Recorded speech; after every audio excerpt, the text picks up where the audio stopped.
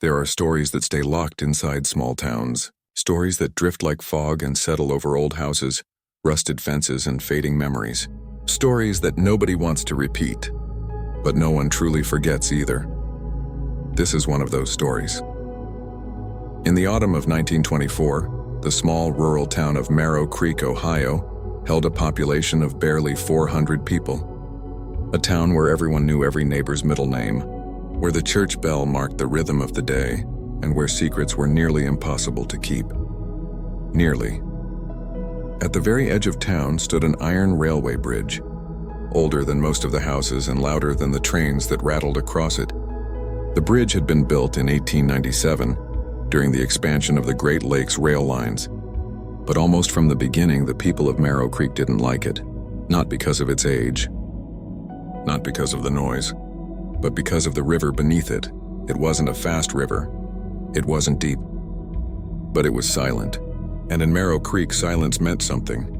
People said sound didn't behave normally near that riverbank. Words got swallowed. Footsteps felt muffled.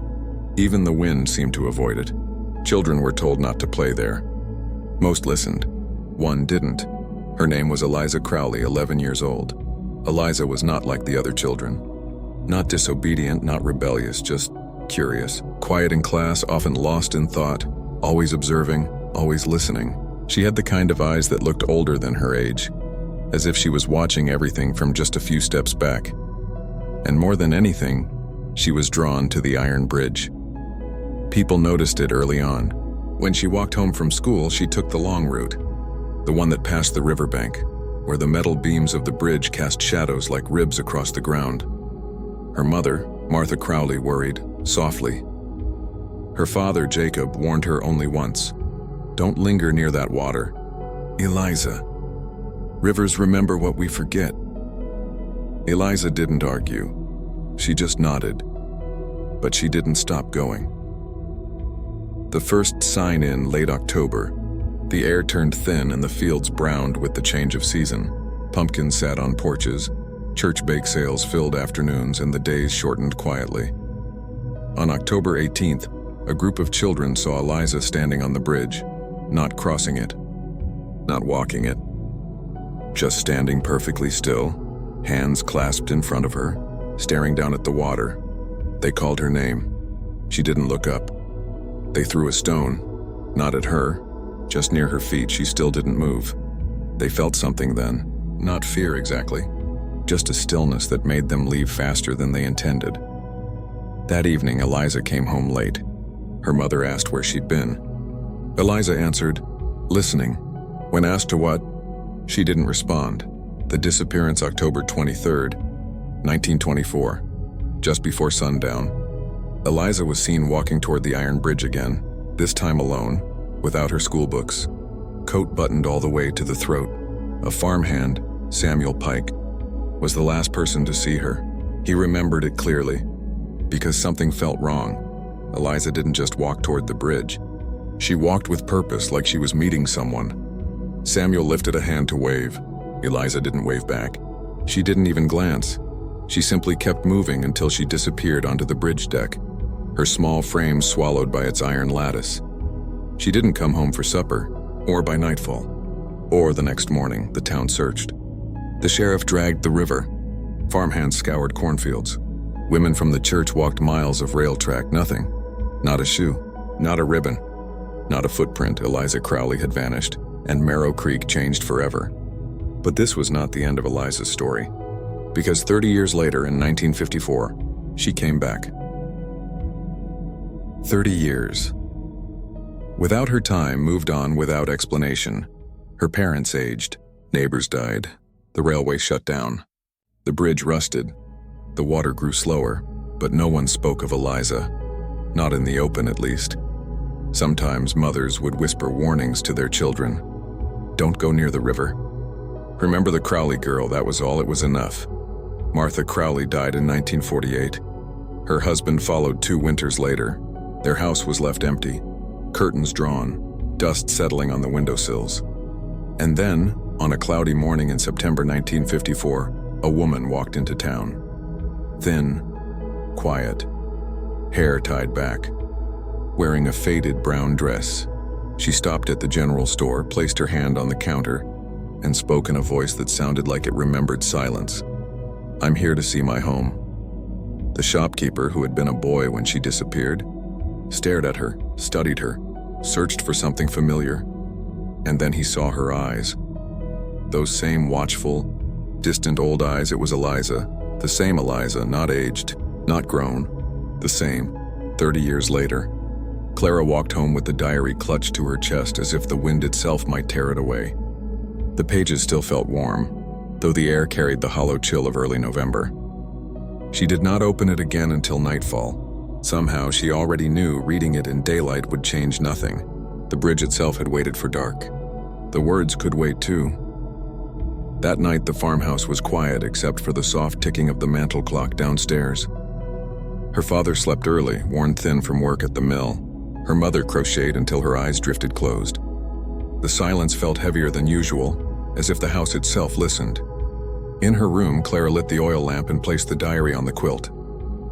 The cover was brittle. The leather had peeled in places. When she opened the first page, the faint scent of cold river water rose from it.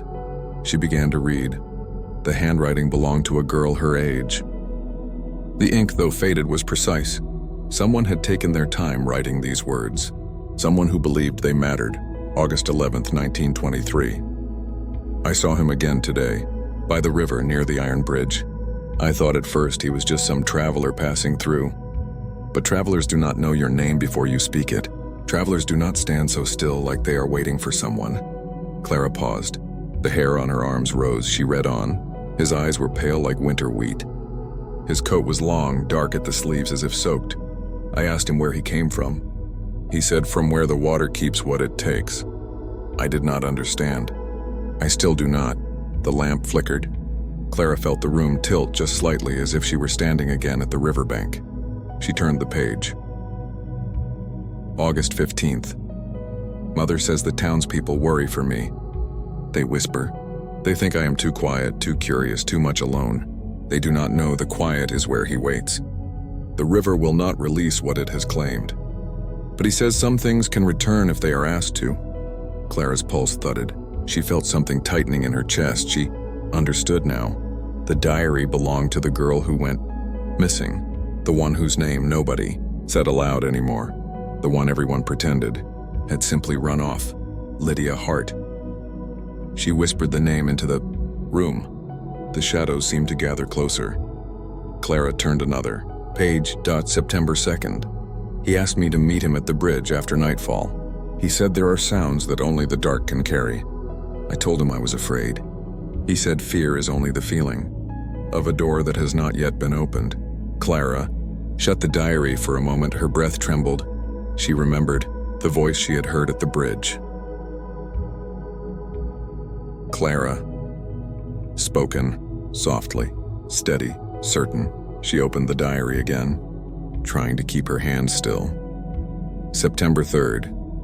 I went to the bridge. The river was black as coal. He stood in the middle of the iron span, coat hanging like wet sails. I asked why he called me. He said he did not. He said the river did. He told me the river knows my name. I am not sure I wanted to. A cold gust rattled Clara's window. The lamp flame wavered. The shadows crawled along the ceiling like slow-moving roots. She turned one more page. September 9th. Mother says, I am not myself anymore. She says there is a distance in my eyes, but she does not understand. The river showed me something. I saw my sister's face beneath the ice. She smiled at me. She reached for me. I think she wants me to follow her home. Clara's vision blurred. Her breath came shallow. Her own sister's name felt heavy now. She had said it only in silence for years. Evelyn lost in the river when Clara was 6. A winter accident. Ice not as thick as it looked. The river had taken her too. The diary lay open before her. The pages seemed darker. The ink seemed fresher. The words seemed too close to her own life. She closed the diary gently as though waking a sleeping child. Outside, the wind whistled through the fields. The trees along the property line creaked. The night felt colder now. Not the simple cold of autumn. A deeper cold. The kind that came from water running under ice. Clara did not sleep. She sat in her rocking chair until morning, staring at the iron keyhole of her door as though something might enter through it. The next day passed in a blur. Her mother asked if she was unwell. Clara shook her head. Her father mentioned the river rising early this year. Clara said nothing. Her silence felt different now, heavy, full of something unsaid. At dusk, she found herself walking toward the water again. She did not remember deciding to go. The bridge appeared through the trees like a memory she wished she could forget. The iron structure stood still against the darkening sky. The river below moved slow, thick, heavy, like it was thinking. She stepped onto the wooden planks. They groaned under her weight. The air smelled of cold metal and damp earth. Then she heard it. Not a voice. Humming. Soft. Familiar. A lullaby her mother used to sing when Evelyn was still alive. Clara's breath caught. Her throat tightened. Tears rose before she could stop them. She walked forward, drawn by sound rather than choice. The humming became clearer, sweeter, sorrowful. At the center of the bridge, she stopped. Something stood on the other side, not close enough to see fully, only enough to know she was not alone. The humming stopped. Silence opened between them. The figure did not move. Clara felt the diary in her pocket. As if it had weight beyond paper and ink, she closed her eyes. The river below whispered. Not in words, in memory. Evelyn's laugh. Evelyn's footsteps on frozen shore. Evelyn's hand slipping from hers. Clara opened her eyes. The figure across the bridge stepped forward, slow, certain, patient. She could not see its face, only its outline and its coat, dark at the sleeves, as if soaked. She tried to speak. No sound came. The figure lifted its head. The air around her shifted, her heart hammered. The figure spoke. Not loud, not echoing, just real. You came. She did not answer. Her voice felt caught somewhere deep in the chest, like it had settled behind her ribs and refused to move. The figure stood still, waiting as though the moment belonged to both of them. A thin mist rose from the river, curling over the metal beams and collecting around their feet. The bridge no longer felt like wood and iron. It felt like a threshold. The figure stepped closer. The dim light made its edges blur, its outline merging with the dark behind it. What stood before her was not entirely unfamiliar. There was something in its posture, the slight tilt of the head, the way its hands hung quiet at its sides. A memory flickered, faint and painful. Clara whispered her sister's name. The sound barely formed, fragile and trembling. The figure did not answer. But it did not retreat either. It simply existed there, watching her with a steady presence that felt neither threatening nor welcoming. Only expectant, she reached for the diary in her pocket. Her fingers pressed the worn leather, grounding her. The voice in the pages had led her here, the voice of a girl who had seen something she was never meant to see. The river remembered her. It had called her. It seemed to call Clara too. The figure's head tilted further as if studying her face. The mist thickened. The river below moved without sound, as though sound had no place here. Clara took one step forward. The bridge shuddered just slightly, as if acknowledging the decision. The figure stepped backward at the same time, mirroring her movement. A rhythm formed between them, gentle but deliberate, like a dance taught without words. Clara stopped halfway across the span. The figure stopped too. They faced each other across only a few feet of space now. She could almost see its face, but not clearly. It was not blurred by distance, but by something else, as though the air between them carried memories instead of light. She spoke again, barely louder than before. I know who you are. The river seemed to hold its breath. The figure lowered its head. Clara felt warmth beneath her eye, a tear, not from fear, something deeper, something older. You came back for her, she said. The figure lifted its face. The features did not sharpen, but something about them changed. Not expression, presence, as though acknowledgement itself was a shape. Clara understood. The river did not take without purpose. It traded. The diary's pages echoed in her memory. Words written by hands that had once been alive and warm, someone who had seen the same figure, Someone who had believed they could cross a line between worlds and return Lydia Hart, the girl who had gone missing, the girl who had followed something across the water. The figure stepped close enough now that Clara could see the outline of fingers pale and narrow. One hand lifted slowly, palm open. An invitation. Clara's heart beat slow, steady. Not frantic, not afraid. The air felt heavy but familiar. She remembered Evelyn's laughter, Lydia's handwriting, the cold river, the silence at the water's edge. She understood now. The bridge did not lead across the river. Not truly. It led between the world that kept moving and the world that waited beneath. Memory. The figure's hand remained outstretched. Clara raised her own. Her fingertips brushed the figures. Palm to the world shifted. It was not a flash, not a pull, just a settling. The mist drew close, wrapping around her shoulders like a shawl. The sound of the river grew quiet, then quieter still until it was no longer sound but presence. She felt weight leave her. The years, the grief, the unanswered questions, they dissolved like salt in water. The figure stepped backward. This time Clara stepped with it. The bridge no longer felt like wood. It felt like water underfoot, dark and endless. The river welcomed her not as a stranger but as someone long expected. Her breath did not quicken. Her heart did not strain. Every step felt lighter than the one before. Somewhere behind her, the world she knew faded into fog. The fields. The farmhouse. The lamplight in her bedroom. The quiet sorrow in her mother's hands.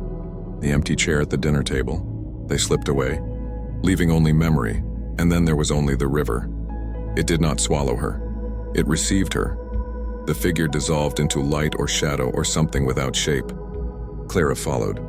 The water did not feel cold. It felt familiar, like something she had always known but forgotten. The current carried her, not downward, but inward. Then there was only stillness. The bridge stood empty. The wind crossed the fields again. The river flowed on. The diary remained on Clara's desk. Pages opened to the entry about the girl who had once crossed the same threshold. The ink did not fade. The words did not vanish. They remained as quiet testimony to something that could not be spoken aloud. In Marrow Creek, the story was never told directly, only murmured in passing. A caution, a whisper. The river never took without reason. And sometimes when dusk settles low and the mist rises from the water, those who stand near the old iron bridge swear they can hear humming. A soft tune, familiar, gentle, full of something like sorrow. And sometimes, they say, if you listen long enough, you can hear two voices, one older, one newly returned, both belonging to those the river remembers.